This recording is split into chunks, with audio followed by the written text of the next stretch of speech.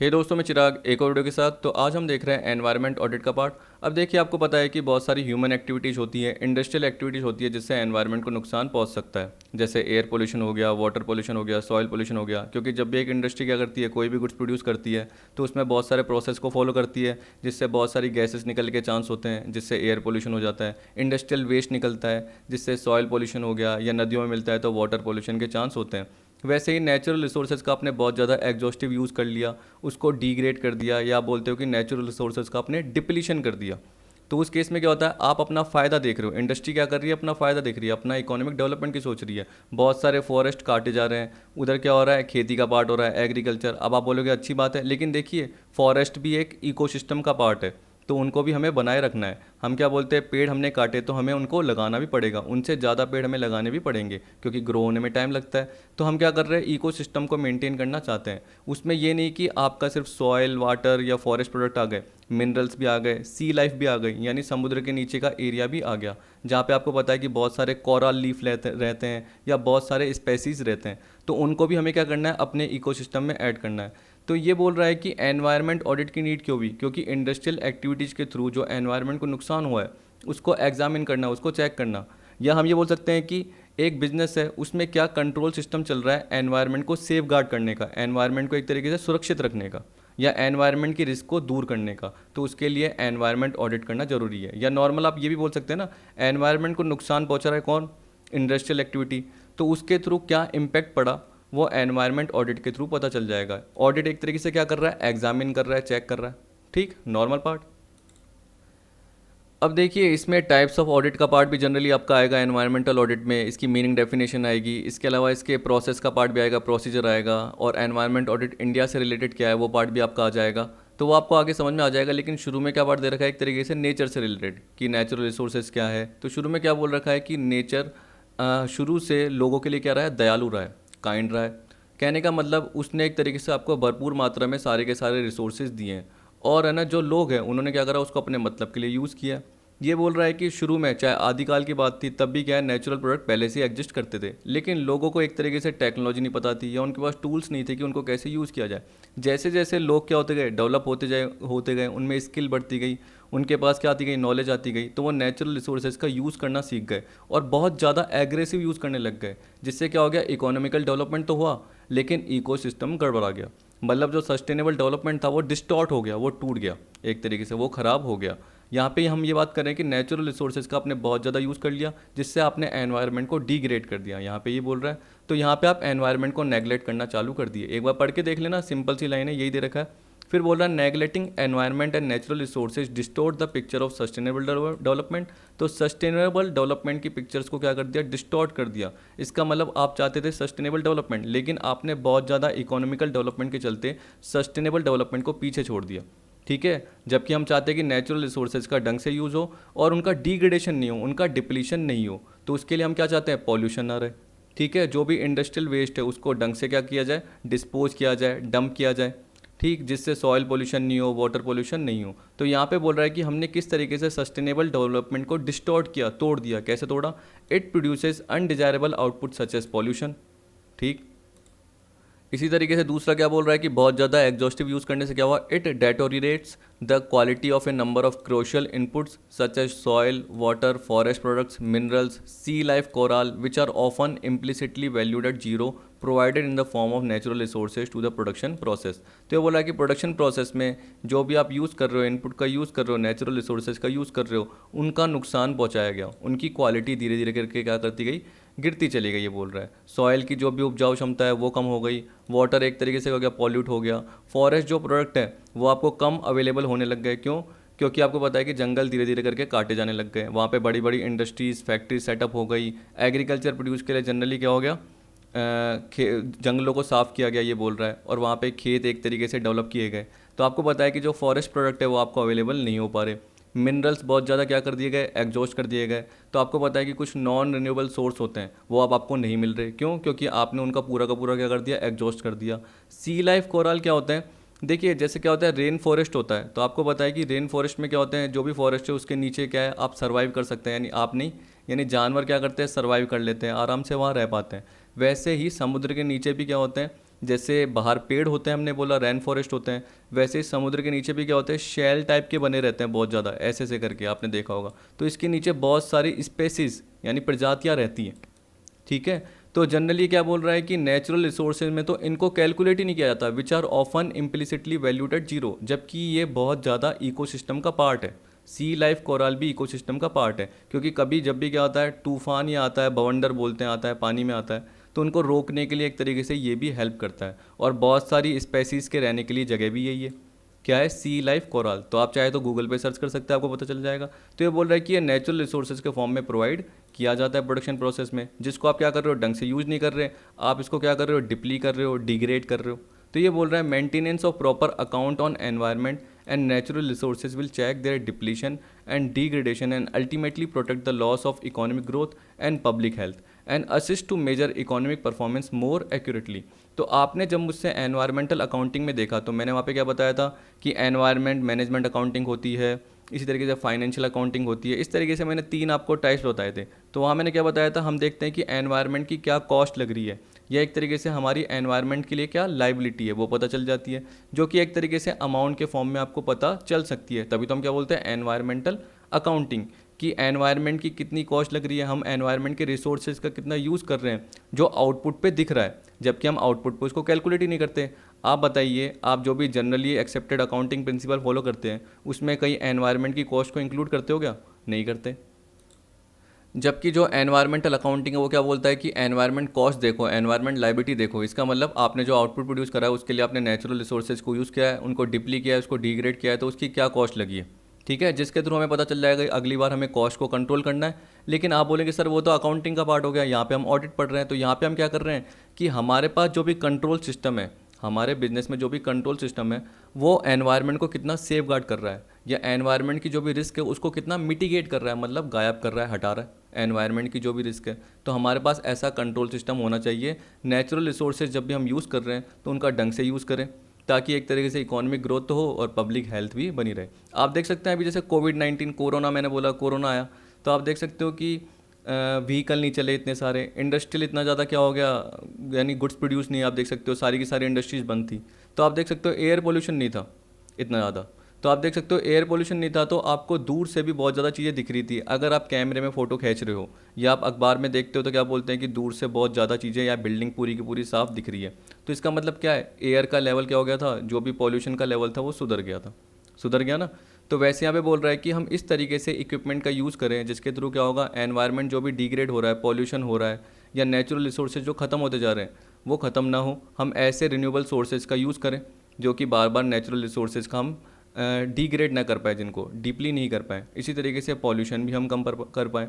तो उसके लिए क्या कर रहे हैं, हम एनवायरमेंटल ऑडिट करवा रहे हैं। तो हम क्या कर रहे हैं, एक तरीके से एग्जामिन कर रहे हैं, वही पार्ट आ गया। अब देखिए बोल रहा है from the past 2 decades in India there has been a growth in effort in the area of preservation of the environment. If government intervenes it can very well lessen और completely push back environmental degradation. देखिए सीधी सी बात है, अगर government होगी नहीं, rules regulation होंगे ही नहीं, तो सीधी सी बात है लोग अपनी मनमानी करेंगे, प्राइवेट इंडस्ट्री अपनी मनमानी करेगी। लेकिन अगर गवर्नमेंट ने कोई पॉलिसी लेके आई, एक्ट लेके आई, जैसे देखो गवर्नमेंट एक पॉलिसी लेके आई थी, नेशनल एनवायरनमेंट पॉलिसी, ये लेके आई, national conservation strategy and policy statement on environment and development 1992, policy statement for abatement of pollution. इसी तरीके से बहुत सारे एक्ट लेके आई, आपको पता है वाटर पॉल्यूशन हो गया, एयर पॉल्यूशन एक्ट हो गया। तो ये जब एक्ट ये सारे लेके आते हैं तो उस तरीके से क्या होता है, उनको रोका जाता है, उनको कंट्रोल किया जाता है, किनको, इंडस्ट्रीज़ को रेगुलेट किया जाता है कि हमारे रूल्स को फॉलो करो, क्योंकि आप एनवायरनमेंट को क्या कर रहे हो, डिग्रेड कर रहे हो, डिप्ली कर रहे हो, उसको एक तरीके से क्या कर रहे हो, नुकसान पहुंचा रहे हो, ठीक है। तो यहाँ पे बोल रहा है कि अगर गवर्नमेंट इंटरवेन करती है तो जो भी एनवायरमेंटल डिग्रेडेशन हो रहा है उसको वो पीछे धकेल सकती है, इसका मतलब नुकसान होने से बचा सकती है। Government is using different tools like environmental accounting, जो कि हमने पढ़ा था, एनवायरमेंटल ऑडिट जो हम देख रहे हैं, अभी देखेंगे इसकी meaning definition, environmental impact assessment. देखिए इसका मतलब जनरली ये है कि आप कोई भी पर्टिकुलर प्रोजेक्ट, प्लान या एक्शन लेके आ रहे हो, कहने का मतलब मान के चलो कि कोई नया गुड्स प्रोड्यूस कर रहे हो जिस पे बहुत सारी मशीनें का यूज़ होगा, इक्विपमेंट का यूज़ होगा, बहुत सारे रिसोर्सेज का यूज़ होगा, फ्यूल का यूज़ होगा, केमिकल का यूज़ होगा, जिसके थ्रू पता है कि पॉल्यूशन होगा। लेकिन उसके साथ साथ आप क्या बताना चाहते हो कि एनवायरनमेंट पे क्या उसका इम्पैक्ट होगा, तो उसको असेस कर रहे हो पहले ही कि हम फ्यूचर में जो भी प्रोजेक्ट लेके आएंगे उसका एनवायरनमेंट पे क्या असर हो सकता है, वो आप पहले से ही चेक कर रहे हो, जिसके थ्रू आप देखोगे कि प्रोजेक्ट को एक्सेप्ट करना सही है या नहीं है, कि अगर बहुत ज़्यादा एनवायरनमेंट को नुकसान हो रहा है तो आप वो प्रोजेक्ट नहीं चलाओगे, या गवर्नमेंट वैसे ही आपको क्या कर देगी, मना कर देगी, क्योंकि उससे एक तरीके से एनवायरनमेंट को बहुत ज़्यादा नुकसान हो रहा है। एनवायरनमेंट मैनेजमेंट सिस्टम एक तरीके से डेटाबेस हो गया, आपको पहले से इन्फॉर्मेशन पता है एनवायरनमेंट के मैनेजमेंट से रिलेटेड, उसकी पॉलिसीज़ पता है, तो आप क्या करोगे, अपनी पॉलिसीज़ को रिव्यू करोगे, अपनी पॉलिसीज़ को मॉनिटर करोगे, किसके बेसिस पे, एनवायरनमेंट के मैनेजमेंट के बेसिस पे। Different methods like environment information system हो गया, रेन वाटर हार्वेस्टिंग हो गया, ठीक है, जो बारिश का पानी होता है उसको एक तरीके से क्या करना, सेव करना, harvesting. Different policies like national environment policy 2006, ये मैंने आपको बताया अभी बोल के, ये दोनों पार्ट थे। Policy statement for abatement of pollution था, नेशनल फॉरेस्ट पॉलिसी आ गया, बहुत सारे एक्ट आ गए। इस तरीके से अलग अलग पार्ट आते हैं जो कि गवर्नमेंट क्या करती है, बीच में लेके आती है, ताकि आप है ना जो भी नेचुरल रिसोर्सेज है उसको डिग्रेड नहीं कर पाओ या डिप्ली नहीं कर पाओ। अब देखिए एनवायरमेंटल ऑडिट की मीनिंग बोल रखी है, मैंने आपको ऊपर बताई दी थी कि जनरली आपकी इंडस्ट्रियल एक्टिविटीज़ के थ्रू एनवायरनमेंट पे क्या इम्पैक्ट पड़ रहा है उसको एग्जामिन करना, उसको मेजर करना, जिसके थ्रू हम एक तरीके से क्या कर सकें, अपने कंट्रोल सिस्टम को यानी बिजनेस की एक्टिविटीज़ को चेक कर सकें, और जो रूल्स रेगुलेशन फॉलो हो रहे हैं तो वो ढंग से हो रहे हैं या नहीं हो रहे हैं वो भी इसके थ्रू पता चल जाएंगे, किसके थ्रू, एनवायरमेंटल ऑडिट के थ्रू पता चल जाएंगे। तो बोला it is a process which can quantify an organisation's environmental performance and position. तो बोल रहा है कि ऑर्गेनाइजेशन की जो एनवायरनमेंट से रिलेटेड परफॉर्मेंस है, कि किस तरीके से एनवायरनमेंट को यूज़ किया गया, उनके नेचुरल रिसोर्सेज को यूज़ किया गया, और क्या पोजीशन चल रही है अभी, उसको क्वान्टिफाई कर पा रहे हैं, मतलब एक तरीके से उसको अमाउंट में कैलकुलेट कर पा रहे हैं।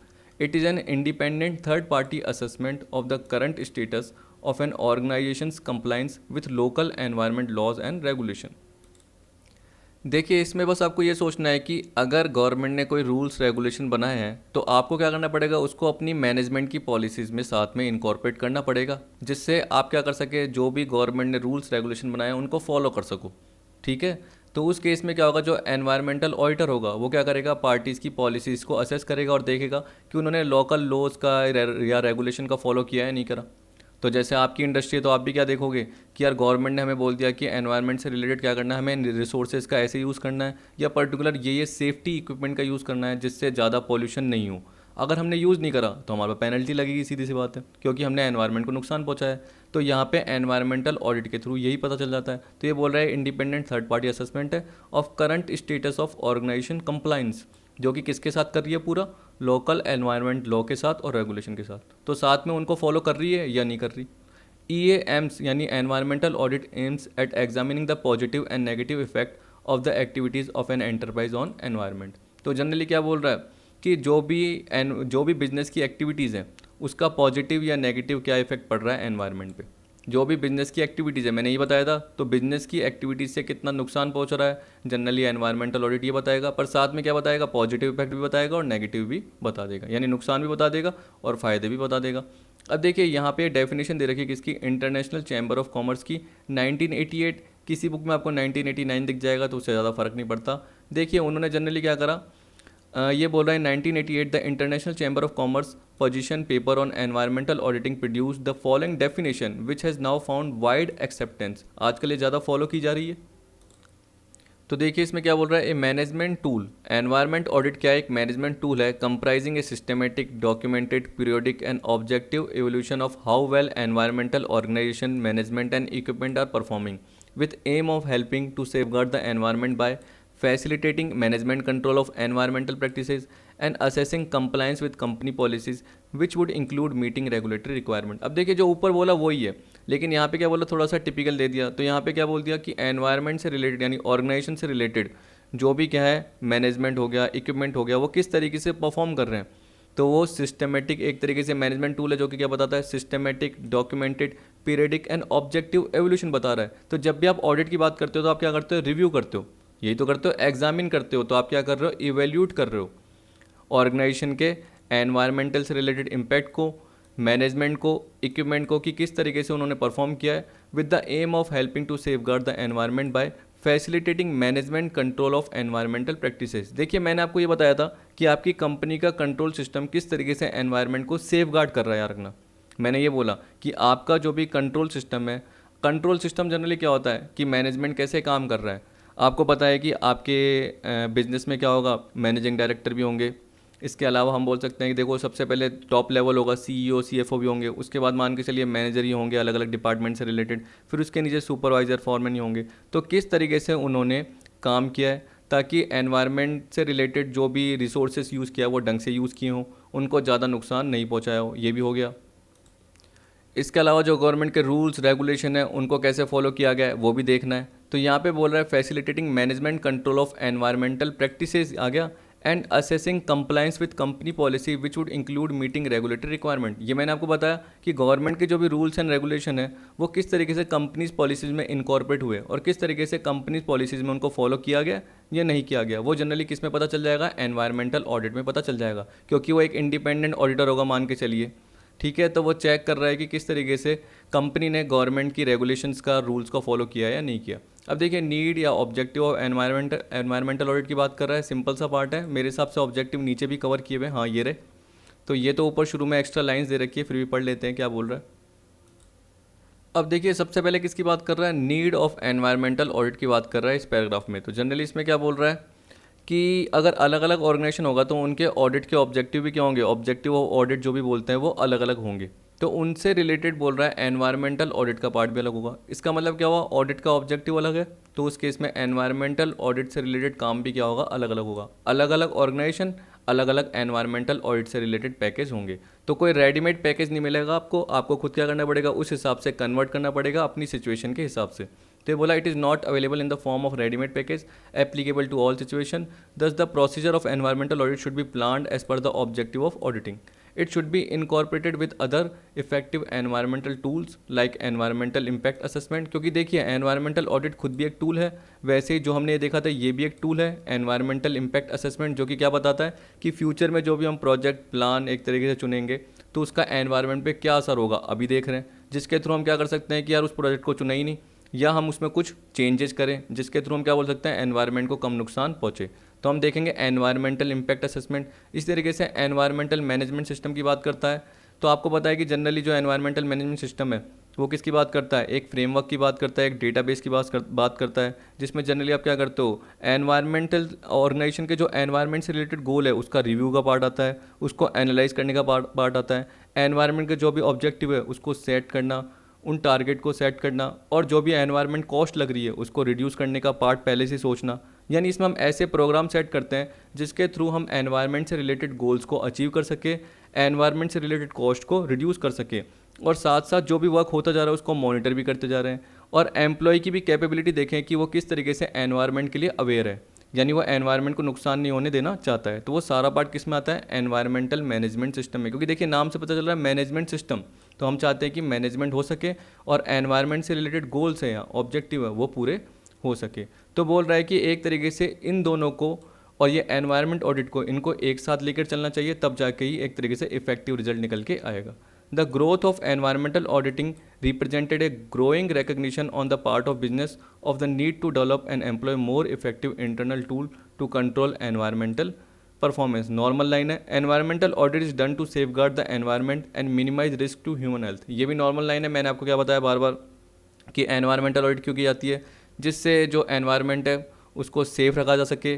तो इसलिए हमारे पास कंट्रोलिंग सिस्टम ऐसा होना चाहिए, हमारा मैनेजमेंट कंट्रोल सिस्टम ऐसा होना चाहिए जो एनवायरनमेंट के लिए अवेयर है और उसको सारी की सारी इन्फॉर्मेशन पता है, उसको पता है कि क्या टेक्निक, क्या मेथड, क्या टूल यूज़ करने जिससे जो भी एनवायरनमेंट को नुकसान पहुंचाने के चांसेस हो सकते हैं वो कम हो सके, एनवायरनमेंट को सेफगार्ड किया जा सके, और जो ह्यूमन हेल्थ है उसको क्या कर सके, उसको इम्प्रूव किया जा सकता है ऐसे बोल सकते हैं, या उनकी रिस्क को एक तरीके से क्या किया जाए, कम किया जाए। अब कुछ ऑब्जेक्टिव दे रखे हैं यहाँ पे, ये बोला following point describe the need of environmental audit to determine how well the environmental management information system and equipment are performing. तो ये भी जनरली नीड के ही पार्ट है, जनरली इसको आप ऑब्जेक्टिव भी बोल सकते हैं। अब देखिए यहाँ पे ये बोल रहा है सबसे पहले to verify compliance with relevant national, local और अदर लॉज एंड रेगुलेशंस। सीधी सी बात है, उनका पालन करना, जो भी रूल्स रेगुलेशन है कंट्री के उनके according. To minimise human exposure to risk from environmental health and safety problem. तो जो भी एक तरीके से लोगों को नुकसान हो सकता है इसके थ्रू उसको कम करना, मिनिमाइज़ करना। To identify and document the environmental compliance status, कि किस तरीके से हमने एनवायरनमेंट से रिलेटेड जो भी ऑब्लिगेशंस हैं उनको फॉलो किया है, उनको आइडेंटिफाई किया है, उनको हम क्या कर रहे हैं, डॉक्यूमेंट एक तरीके से अपने मैनेजमेंट में इनकॉर्पोरेट कर रहे हैं। और संभाल के रख रहे हैं, ताकि आगे एक तरीके से जो भी डेविएशन का पार्ट आएगा, या हम सोच सकते हैं कि एनवायरनमेंट को हमने एक तरीके से कितना नुकसान पहुंचाया, तो उससे ज़्यादा हम उसे बेनिफिट पहुंचाएं, तो उसके लिए हमारे पास कुछ ना कुछ एनवायरनमेंट कंप्लाइंस स्टेटस होने चाहिए। To increase the overall level of environmental awareness, to upgrade the existing technology with better input output ratios, क्योंकि आपको पता है कि आजकल टेक्नोलॉजी जैसे एडवांस होती जा रही है, तो उस केस में क्या है, देखिए गवर्नमेंट ने रूल्स रेगुलेशन लगा रखे हैं, तो उसके बेसिस पे क्या होता है कि कंपनीज भी क्या करती है, नए नए अपग्रेडेशन लाती है, टेक्नोलॉजी डेवलप करती है, किसके बेसिस पे, एनवायरनमेंट को ध्यान में रखते हुए, जिसमें हम क्या बोल सकते हैं कि एनवायरनमेंट को नुकसान कम पहुंचेगा और इनपुट आउटपुट रेशो भी ज़्यादा होगा। इसका मतलब इनपुट कम यूज़ कर रहे हो, वेस्टेज कम होगा और आउटपुट ज़्यादा निकलेगा। आप देखिए कोई लंबा प्रोसेस होगा उसमें वेस्टेज के चांसेस ज़्यादा हो सकते हैं, कोई कम प्रोसेस होगा उसमें वेस्टेज कम होगा। जैसे पिछली वीडियो में हमने एनर्जी ऑडिट देखा था, तो हमने क्या बोला, अगर बड़ा प्रोसेस होगा ज़्यादा, तो उस केस में बीच बीच में क्या होगा, बहुत ज़्यादा लीकेज के चांस हो सकते हैं, या कोई पर्टिकुलर वेस्टेज निकलने के चांस होते हैं, तो उस केसेस में क्या होगा, लॉस के चांस ज़्यादा होंगे, एनर्जी कॉस्ट ज़्यादा लगेगी। जबकि हमें एनर्जी रिक्वायरमेंट को कम करना है, तो हम क्या करेंगे, उस प्रोसेस में पर्टिकुलर सुधार करने की कोशिश करेंगे, या जो फालतू का प्रोसेस है उसको हटा ही देंगे। तो वैसे ही यहाँ पे क्या बोल रखा है कि हम एग्जिस्टिंग टेक्नोलॉजी को अपग्रेड करेंगे, तो उस बेसिस पे क्या होगा, एनवायरनमेंट में जो भी एनवायरनमेंट से रिलेटेड रिसोर्सेज का यूज़ किया जा रहा है उसका बेटर यूज़ होगा, और उस केस में आउटपुट भी अच्छा निकल के आएगा। To assess the short term benefit sacrifice for long term environmental dividend, देखिए इसमें जनरली ये कहना चाहता है कि अगर कभी कभी क्या करते हो आप अपने शॉर्ट टर्म के बेनिफिट के लिए, कि यार थोड़े समय में आपको बेनिफिट मिल रहा है तो आप नेचुरल रिसोर्सेज का यूज़ कर लेते हो, एग्जॉस्ट कर लेते हो, लेकिन जैसे ही वो ख़त्म हो गया तो वो लॉन्ग टर्म के लिए डेवलप नहीं हो पाएगा। तो हम चाहते हैं कि इसका उल्टा हो, कि हम शॉर्ट टर्म बेनिफिट को सेक्रीफाइस कर लें और लॉन्ग टर्म एनवायरमेंटल के लिए एक तरीके से हमें बेनिफिट हो। तो हम ये बोल सकते हैं कि उस केस में वो असेस करना, कैलकुलेट करना कि कैसे हमें एनवायरनमेंट से लॉन्ग टर्म के लिए बेनिफिट मिल सकता है। हम अपने शॉर्ट टर्म का नहीं सोचें, हम जनरली किसका सोचें, लॉन्ग टर्म एनवायरमेंटल की नीड के अकॉर्डिंग सोचें। To protect the company from statutory liabilities, क्योंकि आपको पता है कि जनरली अगर आपने रूल्स रेगुलेशन फॉलो किए हैं तो आप पे पेनल्टी ये नहीं लगेगी, क्योंकि अगर आपने रूल्स रेगुलेशन फॉलो नहीं करे, एनवायरमेंटल रिसोर्सेज का बहुत ज़्यादा यूज़ करा है, डिग्रेड किया है, डिप्लीशन किया है और पॉल्यूशन बहुत ज़्यादा फैलाया है, तो उस केस में क्या होता है, आपकी लाइबिलिटी भी बन सकती है। तो एक तरीके से उससे प्रोटेक्ट करेगा आपको। To develop overall environmental control system, to develop a basis for utilising environmental resources, तो एक बेसिस प्रोवाइड करेगा कि किस तरीके से एनवायरमेंटल रिसोर्सेज को आपको यूटिलाइज करना है, क्योंकि गवर्नमेंट की उस अकॉर्डिंग गाइडलाइंस दी हुई होगी और कंपनीज क्या कर रही होगी, उसको फॉलो कर रही होगी। To provide assurance to top management, top management को एक तरीके से अश्योरेंस देना कि आप जो भी पॉलिसीज़ बना रहे हो मैनेजमेंट से रिलेटेड या एनवायरनमेंट से रिलेटेड, जो भी पॉलिसीज़ बना रहे हो रूल्स रेगुलेशन के अकॉर्डिंग, वो बिल्कुल प्रॉपर बना रहे हो। The purpose of the environmental audit is to provide an indication to management of the improvement while environmental organisation system and equipment are performing. ठीक, तो यहाँ पे ये बोल रहा है कि एनवायरमेंट ऑडिट का पर्पज़ क्या है, कि मैनेजमेंट को इंडिकेट करना कि मैनेजमेंट क्या कर रहा है, धीरे धीरे इंप्रूव करता जा रहा है, while environmental organisation system and equipment are performing. तो जैसे ही एनवायरमेंट का जो भी सिस्टम है वो परफॉर्म कर रहा है और जो भी इक्विपमेंट यूज़ में आ रहे हैं, तो उस केस में क्या हो रहा है, आप एनवायरमेंट के रिसोर्सेज का ढंग से यूज़ कर रहे हो, यूटिलाइज कर रहे हो, पॉल्यूशन इतना नहीं कर रहे हो, इंडस्ट्रियल वेस्ट क्या कर रहे हो, आप कम प्रोड्यूस कर रहे हो, तो वो मैनेजमेंट को पता चल जाएगा। क्यों, क्योंकि एनवायरमेंट ऑडिट के थ्रू धीरे धीरे उनकी इंप्रूवमेंट पता चलती जाएगी। ठीक है, क्योंकि एनवायरमेंट ऑडिट से क्या पता चला कि किस तरीके से हम एनवायरमेंट के रिसोर्सेज का यूज़ कर रहे हैं और कितना नुकसान पहुंचा रहे हैं। तो अगली बार हम क्या करेंगे, जो भी गवर्नमेंट के रेगुलेशन ये उसके अकॉर्डिंग ही फॉलो करेंगे, जिससे हम कम क्या कर सके, एनवायरमेंट को नुकसान पहुंचा सके, या हम ऐसे करें कि जिससे एनवायरमेंट को बेनिफिट ही हो। सस्टेनेबल डेवलपमेंट के पार्ट को हमें देखना है। To fulfil this purpose it is essential that audit should be seen as responsibility of company, कि वो कंपनी की रेस्पॉन्सिबिलिटी हो। Audit work can be voluntary and for the advantage of the company, तो ये बोला ऑडिट वर्क क्या होना चाहिए, वॉलंटरी भी हो सकता है और कंपनी के एडवांटेज के लिए होता है। वैसे याद रखना कि इंडिया में जनरली क्या है कि जो ये एनवायरनमेंट ऑडिट कंपलसरी कर दी गई थी 1989 या तब की बात है, या 1992-93 की बात है, मैंने नीचे कवर किया हुआ है। लेकिन उसके बाद क्या हुआ कि कई लोग थे, उनको क्या है ये पसंद नहीं आया पार्ट, तो उन्होंने एक तरीके से इस डिसीजन को वापस लेने के लिए बोला, क्योंकि बोला कि अभी कोई इसका इंफ्रास्ट्रक्चर नहीं है या इसके लिए प्रॉपर कोई रेगुलेशन या प्लान ढंग से बनाया नहीं गया, और आपने डायरेक्टली क्या बोल दिया कि कंपनी को एनवायरनमेंट ऑडिट करना कंपलसरी है। तो उसकी जगह गवर्नमेंट ने क्या कर दिया, ऑडिट रिपोर्ट की जगह स्टेटमेंट लेके आ गया कि आपको क्या करना है, बस स्टेटमेंट बनाना है। जबकि रिपोर्ट में क्या होता है, ओपिनियन आती है। स्टेटमेंट तो क्या होता है कि इस तरीके से परफॉर्मेंस की गई है, वो सारा स्टेटमेंट में दिखाना। तो एक तरीके से क्या बोलते हैं कि कंपलसरी जो था वो हट ही गया। तो अब हम क्या बोल सकते हैं कि ज़रूरी नहीं कि ऑडिट का पार्ट कंपलसरी हो, स्टेटमेंट तो बनाते हैं, स्टेटमेंट तो बनाते हैं, लेकिन ऑडिट का पार्ट कंपलसरी नहीं है। अभी आपको पता चल जाएगा जैसे मैं थियोरटिकल पार्ट बताऊंगा। या बोल रहा the audit work can be done systematically and efficiently by the help of environmental audit programme. It helps in the proper utilisation of natural resources as a whole. It improves environmental quality. तो आप क्या करो, environmental audit programme का use करो, जैसे हम audit programme का use करते हैं, जिसमें ऑडिटर क्या करता है, एक प्रॉपर प्रोग्रामिंग यानी एक प्रॉपर क्या करता है, प्लान एक्शन का यूज़ करता है, जिसके बेसिस पे क्या करता है, वो चेक भी करता जाता है और साथ में ये भी देखता जाता है कि कोई मेटल मिस स्टेटमेंट तो नहीं है, कोई फ्रॉड तो नहीं है. तो वैसे यहाँ पे भी हम क्या कर रहे हैं कि नेचुरल रिसोर्सेज प्रॉपर यूटिलाइज हुए हैं या नहीं हुए हैं, वो पूरा का पूरा देखना, एनवायरमेंटल क्वालिटी को चेक करना, वो पार्ट आ गया. अब देखिए यहाँ पे टाइप्स ऑफ एनवायरमेंटल ऑडिट दे रखे हैं. ये इंटरनेशनल लेवल के हिसाब से भी हो सकते हैं, याद रखना, क्योंकि जनरली अगर आप क्या करोगे, पीडीएफ इंडिया से रिलेटेड देखोगे तो उसमें तो बहुत ज़्यादा डेटाबेस वाला पार्ट आ जाएगा. लेकिन हमें क्या करना है, एग्जाम के पॉइंट ऑफ व्यू से देखना है, तो मेरे को यहाँ कहीं से मिले इसलिए मैंने कवर कर लिया. Depending on the types of standard and the focus of the audit, there are different types of environmental audit available, बोल दिया. But broadly it can be classified into the following 3 categories. सबसे पहला है environmental awareness, फिर दूसरा legal compliance और तीसरा है ग्रीन मैनेजमेंट ऑडिट. ये 3 है. इसमें क्या बोल रखा है, the audit is conducted to determine about the awareness of the entities employees about all issue involved in environment protection. अब देखिए टॉप मैनेजमेंट को तो पता रहेगा, ये मान के चलिए जो भी पॉलिसीज़ हैं एनवायरनमेंट के प्रोटेक्शन से रिलेटेड, कि क्या इक्विपमेंट का यूज़ किया जाएगा, किस तरीके से एनवायरनमेंट मैनेजमेंट सिस्टम होगा जो कि पर्टिकुलर फ्रेमवर्क का या पॉलिसीज़ का यूज़ कर रहा होगा, या हम बोलते हैं ना प्लान, डू, चेक, एक्ट, ये एक तरीके से प्रोसीजर होता है, उनको कैसे फॉलो करेंगे वो टॉप मैनेजमेंट को पता है. लेकिन यहाँ पे क्या बोल रहा है कि अवेयरनेस का मतलब क्या है, जो एम्प्लॉयज़ हैं उनको भी पता रहना चाहिए एनवायरनमेंट प्रोटेक्शन से रिलेटेड बातों का या सारे के सारे इश्यूज़ का. फिर दूसरा क्या बोल दिया, legal compliance audit. The audit will be perform to check whether entity is compliant with the environmental rules and regulation as prescribe by the government. वही गवर्नमेंट के लोकल लॉज के रेगुलेशन रूल्स है वो फॉलो हो रहे हैं या नहीं हो रहे, अपनी पॉलिसीज़ में उनको इनकॉर्पोरेट किया गया है या नहीं किया गया.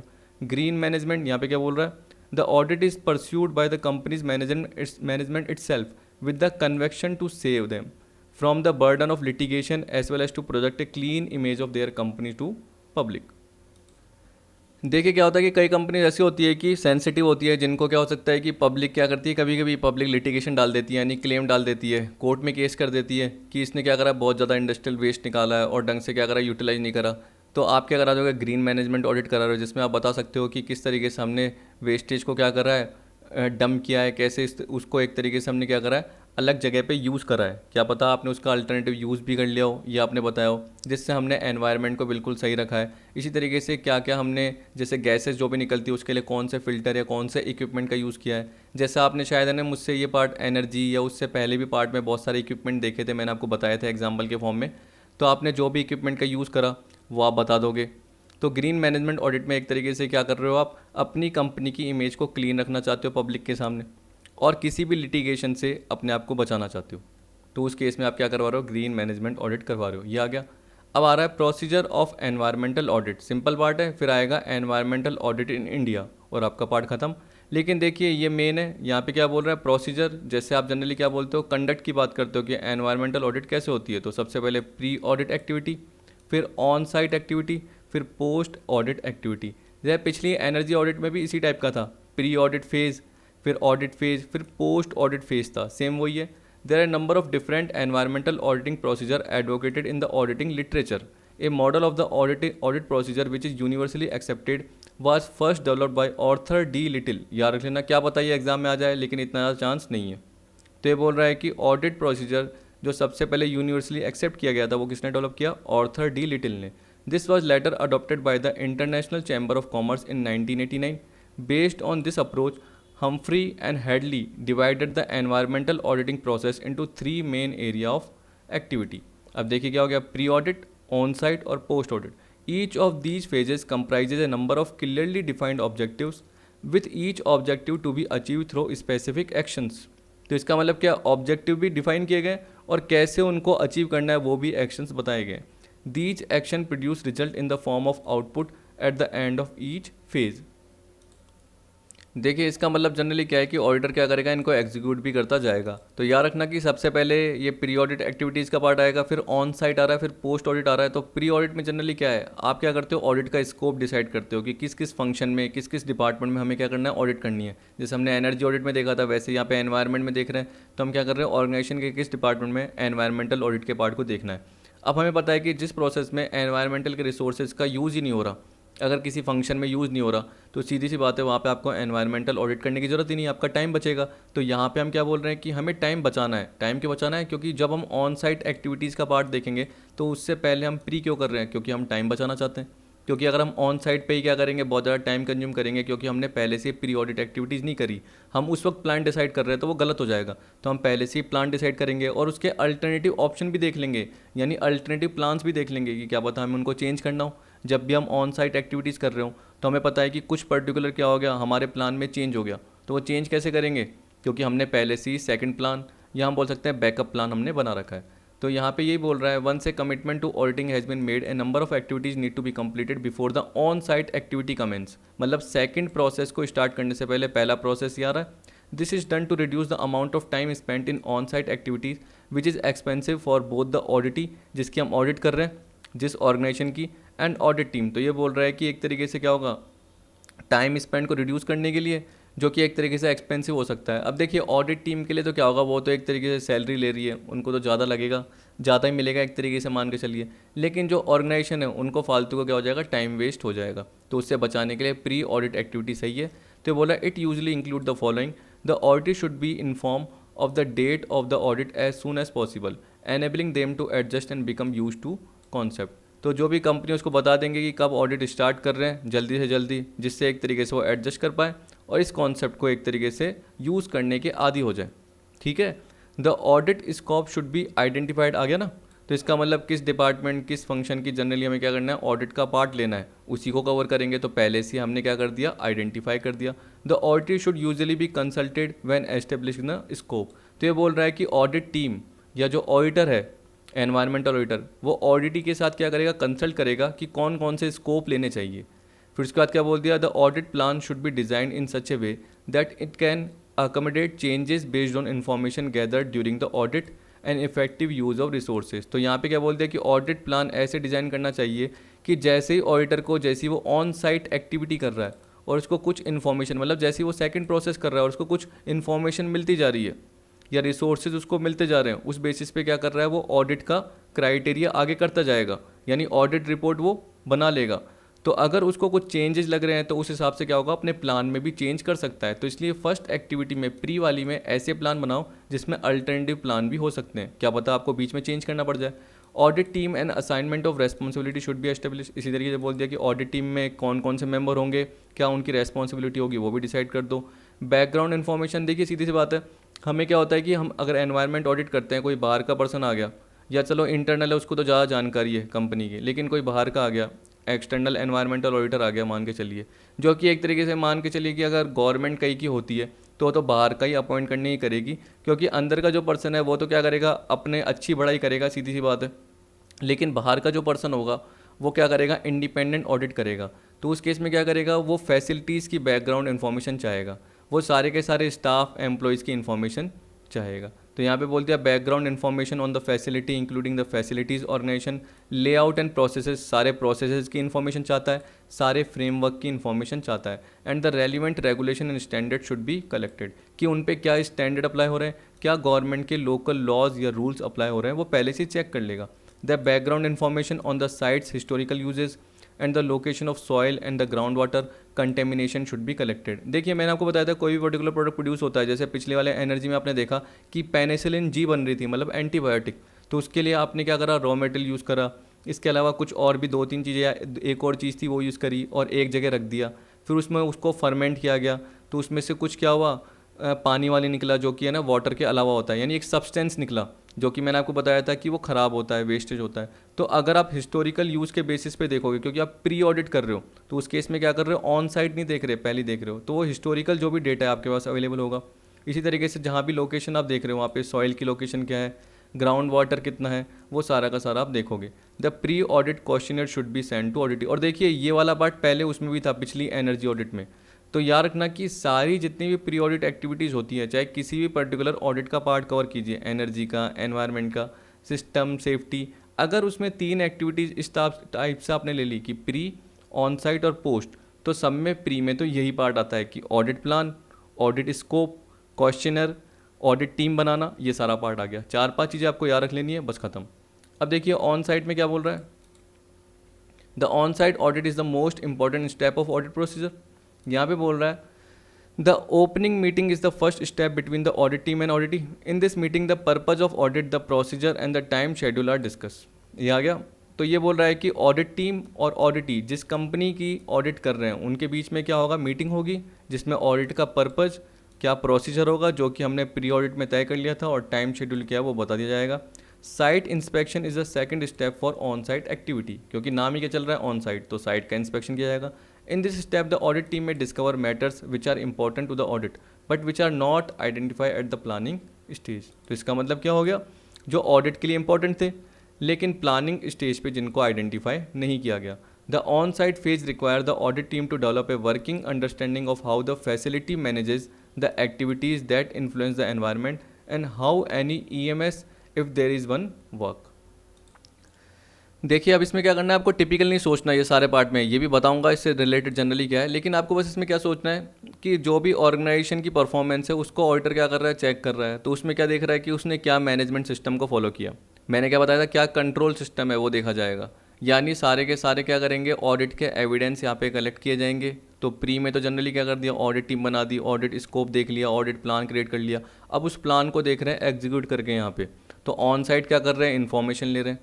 एनवायरनमेंट मैनेजमेंट सिस्टम आपका क्या है, यानी आपका कंट्रोलिंग सिस्टम क्या है, कैसे आप एनवायरनमेंट को सेफ गार्ड कर रहे हो या एनवायरनमेंट की रिस्क को कम कर रहे हो, वो ऑडिटर आपसे पूछेगा। तो बोल रहा है ना कि it requires the audit team to develop a working understanding of how the facilities manages the activities that influence the environment, कि किस तरीके से फैसिलिटी क्या करती है, एक्टिविटीज़ को मैनेज करती है जो कि एनवायरनमेंट को इन्फ्लुएंस करती है। इसका मतलब आपकी मैनेजमेंट की पॉलिसीज़ क्या है। And how any EMS environment management system if there is one work. Environment management system क्या होता है, एक मैंने बताया फ्रेमवर्क होता है, डेटाबेस होता है, जिसके थ्रू ऑर्गेनाइजेशन क्या करता है, अपने एनवायरनमेंट के गोल पहले से ही रिव्यू करता है, एनालाइज करता है, उनको सेट करता है एनवायरनमेंट गोल को, और उसके बेसिस पे क्या करता है, मैनेजमेंट आगे काम करता रहता है। क्योंकि वो क्या करेगा, अगर मान के चलो मैंने बोला कि आपको क्या करना है, कोई आउटपुट प्रोड्यूस करना है और आपने बोला कि मुझे 10 लाख यूनिट प्रोड्यूस करनी है, लेकिन एनवायरनमेंट से रिलेटेड मुझे ऑब्लिगेशन को भी ध्यान में रखना है, तो मैनेजमेंट सिस्टम में क्या करेंगे, हम एनवायरनमेंट को ध्यान में रखते हुए फ्रेमवर्क बनाएंगे, सीधी सी बात है। तो क्या कंट्रोलिंग के मेजर्स हैं वो सारे के सारे पार्ट देख लेंगे। तो ऑडिटर वही चेक कर रहा है, असेसिंग स्ट्रेंथ एंड वीकनेसेस, देखिए बोल रहा है ना, of the auditees management control आ गया, and risk associated with their failure need to be establish. इसका मतलब जो भी मैनेजमेंट सिस्टम है उसमें कितना कंट्रोल है, ठीक है, कंपनी में कितना कंट्रोल है, और साथ में कितनी रिस्क है कि क्या पता फेलर ना हो जाए, तो वो भी चेक करेगा।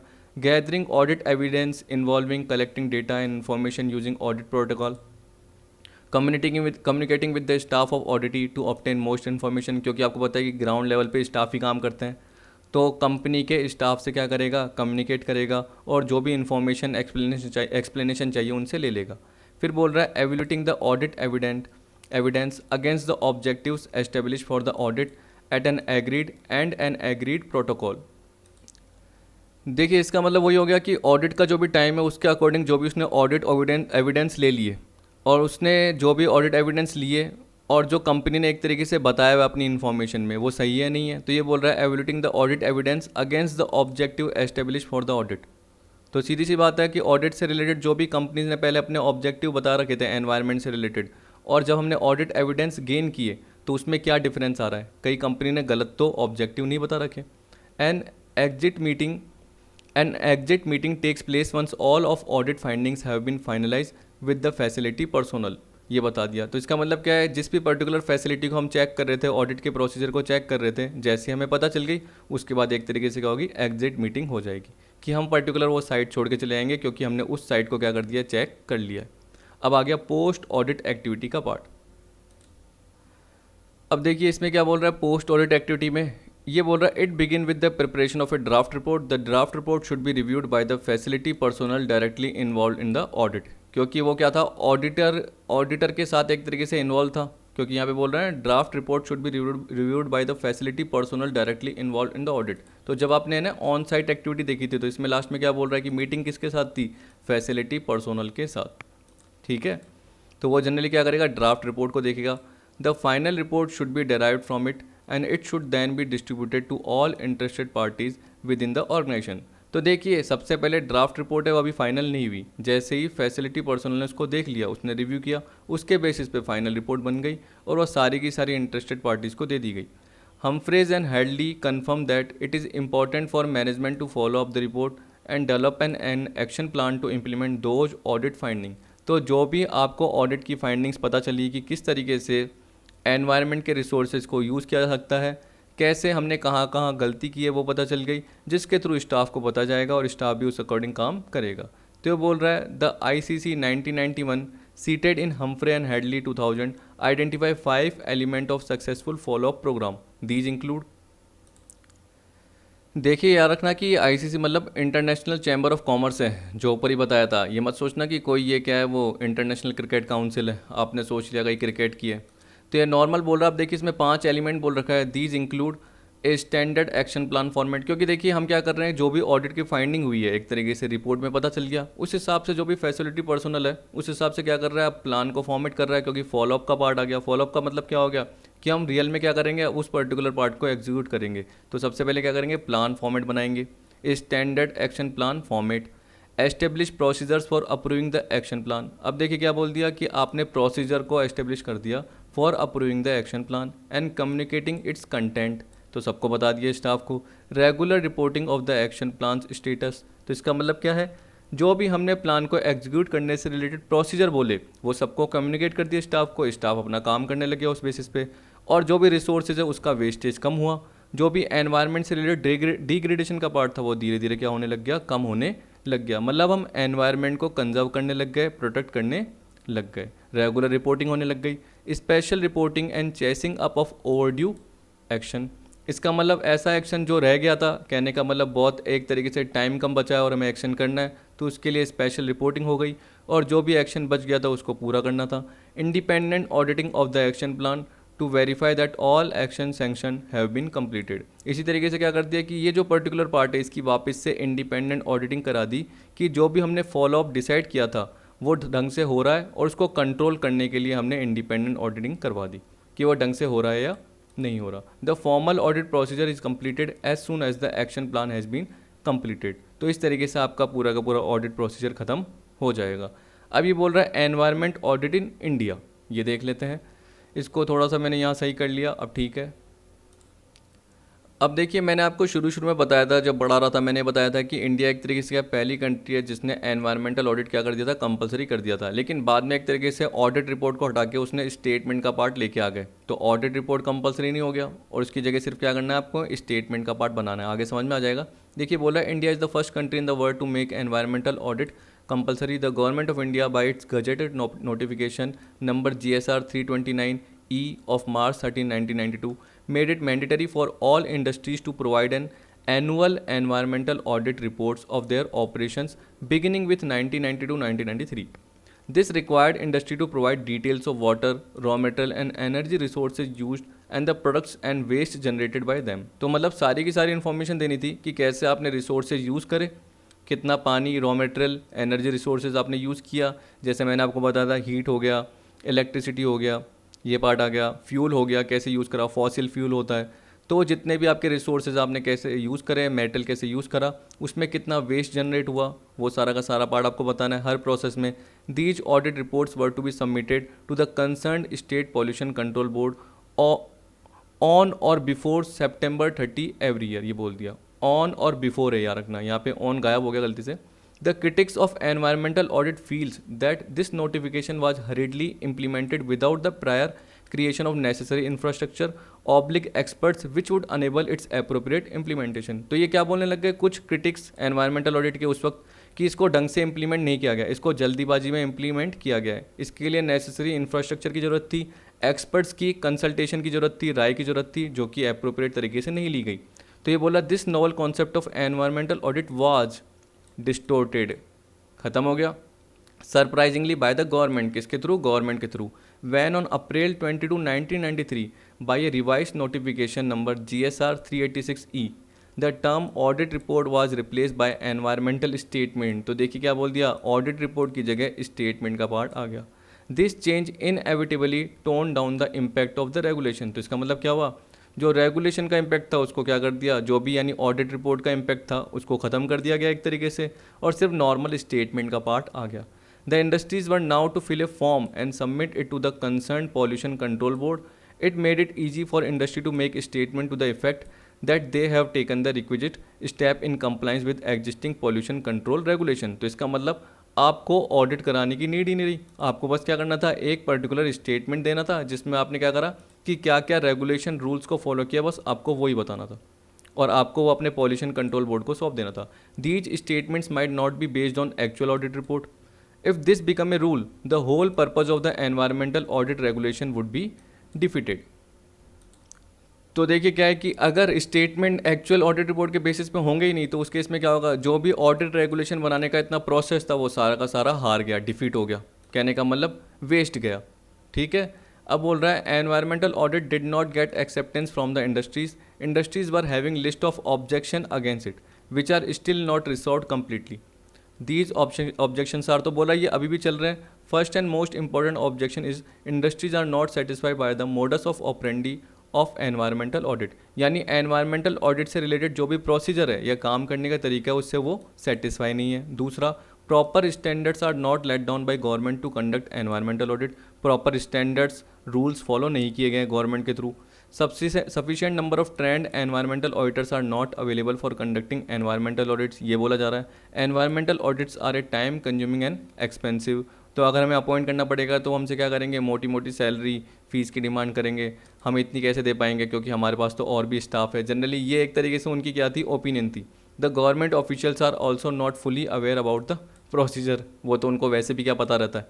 देर is no scrutiny by the government officials of the data which is furnished by the company. तो बोल रहा है कि कंपनी क्या करती है, जो भी डेटा फर्निश करती है गवर्नमेंट ऑफिशियल वैसे डील होते हैं, तो बोल रहा है कि जनरली वो चेक नहीं करते. There is no scrutiny by the government official of the data which is furnish by the companies. तो इस चक्कर में क्या है कि ये अदर में लटक गया, यानी बीच में ही लटक गया. और जनरली हम क्या बोलते हैं कि स्टेटमेंट का पार्टी एक तरीके से पॉल्यूशन कंट्रोल बोर्ड को आपको देना पड़ता है, ऑडिट रिपोर्ट देना जरूरी नहीं है. पहले कंपलसरी था लेकिन वो जैसे ही रिपोर्ट से स्टेटमेंट आ गया तो आपको ऑडिट रिपोर्ट का पार्ट देना जरूरी नहीं है. Suggestion for effective implementation of environmental audit. Number of recommendation and suggestions are proposed to improve the position of environmental audit in India. Develop the standard procedure to perform environmental audit. तो यहाँ पे हमें क्या करना पड़ेगा, देखिए international standard के according काम करना पड़ेगा. तो जैसे इंटरनेशनली एनवायरमेंटल ऑडिट फॉलो की जाती है वैसे ही हमें भी क्या करना पड़ेगा, स्टैंडर्ड प्रोसीजर फॉलो करने पड़ेंगे. Develop environmental audit standard to prepare environmental statement. अब देखिए अगर चलो आप रिपोर्ट की नहीं बात कर रहे हो, स्टेटमेंट की बात कर रहे हो, तो उसमें भी क्या कर रही है कंपनी, अपने हिसाब से क्या कर रही है, सारे प्रोसीजर को फॉलो करके बोर्ड को दे रही है. लेकिन जैसे अकाउंटिंग स्टैंडर्ड होते हैं, इंड एएस हो गया या इंटरनेशनल हो गया, इंटरनेशनल फाइनेंशियल रिपोर्टिंग स्टैंडर्ड है ना, तो वैसे ही बोल रहा है कि एनवायरमेंटल ऑडिट स्टैंडर्ड डेवलप करो. जिससे क्या होगा कि सारी कंपनीज एक ही पर्टिकुलर फॉर्मेट को फॉलो करेगी, एक ही पर्टिकुलर जो भी रूल्स होंगे उसके हिसाब से फॉलो करेगी, मेथड्स को फॉलो करेगी. Setting up of an institute of environmental auditors like the institute of chartered accountants of India will be an apt preamble to the adoption of environmental audit. देखिए जैसे statutory auditor compulsory है तो companies follow कर रही है क्योंकि company को पता है कि इसके लिए क्या प्रोसीजर है, क्या एक तरीके से स्टैंडर्ड्स फॉलो किए गए हैं, पर्टिकुलर सब कुछ पहले से प्री डिफाइन है, उसमें क्वालिफिकेशन डिस्क्वालिफिकेशन सारा पार्ट है. लेकिन यहाँ पे तो कोई इंस्टीट्यूट है ही नहीं, तो एनवायरमेंटल ऑडिटर में क्या क्वालिफिकेशन है जनरली वही नहीं पता चल रही. Investor bankers and venture capitalist can ask to industry for environmental audit before investing in it. ठीक, तो ये बोल रहा है कि इन्वेस्टर बैंकर और वेंचर कैपिटलिस्ट क्या कर सकते हैं, इंडस्ट्री को बोल सकते हैं कि आप एनवायरमेंटल ऑडिट कराओ इन्वेस्ट करने से पहले. Establishing a system of administrative fines and streamline the system of environmental fine. वही सीधी बात है, अगर आप एनवायरमेंटल के रूल को फॉलो नहीं कर रहे हो, डिग्रेड कर रहे हो, नुकसान पहुंचा रहे हो, तो उनसे रिलेटेड फाइन्स पेनल्टी उसका पार्ट होना चाहिए. Establish and disseminate comprehensive standard compliance monitoring and enforcement policies and procedures and develop and deliver related training program. देखिए आपको पता है कि एनवायरमेंटल ऑडिटर इतने हैं ही नहीं, ठीक है, और कंपनी को भी इतनी ज़्यादा इन्फॉर्मेशन नहीं है, तो उनसे रिलेटेड ट्रेनिंग प्रोग्राम होने चाहिए एम्प्लॉय के लिए भी, स्टाफ के लिए भी, कि किस तरीके से जो भी कंप्लाइंस, जो भी लोकल लॉ रूल्स रेगुलेशन बताए हैं किसने, गवर्नमेंट ने, उसको कैसे फॉलो करना है, उसकी कंप्लीट मॉनिटरिंग हो, पॉलिसीज़ को एक तरीके से एनफोर्स किया जा सके, पॉलिसीज़ प्रोसीजर को, और ऐसे ट्रेनिंग प्रोग्राम डेवलप किए जाए और सामने वाले क्या कर सके, उसको एग्जीक्यूट भी कर सके, ट्रेनिंग प्रोग्राम को अपने अंदर भी ले सके. कंपनीज़ में एक तरीके से क्या कर सके, एग्जीक्यूट कर सके। Increase the emphasis on compliance monitoring and enforcement and priorities inspection efforts based on environmental risk. देखिए बोल रहा है कि गवर्नमेंट के रूल्स रेगुलेशन के अकॉर्डिंग जो आपने मैनेजमेंट पॉलिसीज़ डेवलप की है, जो मैनेजमेंट सिस्टम डेवलप किया है, इसके बेसिस पे एनवायरमेंटल मैनेजमेंट सिस्टम या एनवायरमेंटल इम्पैक्ट असेसमेंट, उसके हिसाब से जो भी कंप्लाइंस या हम बोल सकते हैं जो भी पॉलिसीज़ है वो ढंग से फॉलो हो सके, उसको मॉनिटर करना, उनको एनफोर्स करना, लागू करना। ठीक है, इसी तरीके से क्या करना, प्रायोरिटी देना इंस्पेक्शन एफर्ट को जो कि एनवायरमेंटल रिस्क के बेसिस पे हो। तो एनवायरमेंटल से रिलेटेड क्या क्या रिस्क है जो कि आप अपने ऑर्गेनाइजेशन में क्या कर रहे हो, उन रिसोर्सेज को अप्लाई कर रहे हो जिससे आप एनवायरनमेंट को नुकसान पहुंचा रहे हो, तो उसका एक तरीके से इंस्पेक्शन करना जिससे आप एनवायरनमेंट के रिसोर्सेज को कम नुकसान पहुंचाओ। Develop more balance compliance monitoring and compliance promotion program by extending them to SMEs. देखो ये तो जनरली वो हो गया, स्मॉल मीडियम एंटरप्राइज हो गए। तो ये बोल रहा है कि more balance compliance monitoring and compliance promotion program उनको एक्सटेंड किया जाए, किनको, स्मॉल मीडियम एंटरप्राइज को, मतलब छोटे छोटे बिजनेस पे भी एक तरीके से रेगुलेट किया जाए, उनको भी एक तरीके से अप्लाई किया जाए। Conduct extensive training program for government official and industrialist, तो उनको एक तरीके से ट्रेनिंग दी जाए ताकि उनको इनके बारे में पता चल जाए, एनवायरमेंटल रिसोर्सेज कैसे होते हैं, वो कैसे डिग्रेड होते हैं, उनका कैसे इंडस्ट्री में यूज होता है, वो जनरली पता चल जाए। Establish a public information disclosure program, focus more attention on SMEs both in term of compliance monitoring and financial assistance. देखिए ये बोल रहा है कि जो स्मॉल मीडियम एंटरप्राइज है उनको एक तो फाइनेंस प्रोवाइड की जाए, फाइनेंशियल असिस्टेंस दी जाए, और साथ में वो रेगुलेशंस को फॉलो करें, उनकी भी मॉनिटरिंग की जाए। ठीक है, the data furnished by industries must be verified by the state pollution control board. अब बोल रहा है कि जो इंडस्ट्रीज़ क्या कर रही है, डेटा फर्निश कर रही है, जो स्टेटमेंट दे रही है, उसको वेरीफाई भी किया जाए। ये नहीं कि उनकी रिपोर्ट को लेकर रख लिया और इस हिसाब से अप्रूव कर दिया, लेकिन साथ में वेरीफाई भी करना पड़ेगा। There should be follow up from the pollution control board. और पॉल्यूशन कंट्रोल बोर्ड क्या कर रहा है, जो भी पर्टिकुलर वो काम कर रहे हैं, जो भी वो रिपोर्ट दे रहे हैं, तो जो भी वो पर्टिकुलर इनपुट से आउटपुट को प्रोड्यूस कर रहे हैं, उसमें जितने भी रिसोर्सेज को यूज़ कर रहे हैं, उसका एक फॉलोअप प्लान भी होना चाहिए जो पॉल्यूशन कंट्रोल बोर्ड के पास होना चाहिए। कभी वो क्या कर सकें, अचानक से चेक भी करने आ सकें कि किस तरीके से प्रोसीजर का, पॉलिसीज़ का फॉलो हो रहा है या नहीं हो रहा, तो वो सारा पार्ट भी होना चाहिए। ये एक तरीके से रिकमेंडेशन का पार्ट है, मेरे हिसाब से नहीं आएगा, लेकिन फिर भी इसमें दे रखा था अलग से पार्ट में, तो मैंने कवर कर लिया। आपके टाइप्स ऑफ ऑडिट आ सकता है, ये प्री पोस्ट इससे रिलेटेड आ सकता है, लेकिन देखिए इसमें क्या है, थ्योरेटिकल बेस्ड क्वेश्चन है। मैंने बताया कि नए टॉपिक है तो हम बोल नहीं सकते हैं कि अभी क्या आएंगे, लेकिन मुझे जितना पार्ट मिला, जितना मुझे हर किसी टॉपिक का पार्ट मिल रहा है, मैं आपको कवर कराने की कोशिश कर रहा हूँ। और आगे भी आपका क्या है, सिस्टम और सेफ्टी ऑडिट का पार्ट आएगा, तो उसमें भी मैं उतना पार्ट कवर कराने की कोशिश करूँगा जो कि मुझे लग रहा है एग्जाम में आएगा। ठीक है, तो आई होप आपको आज की वीडियो पसंद आई होगी। वीडियो देखने के लिए थैंक यू।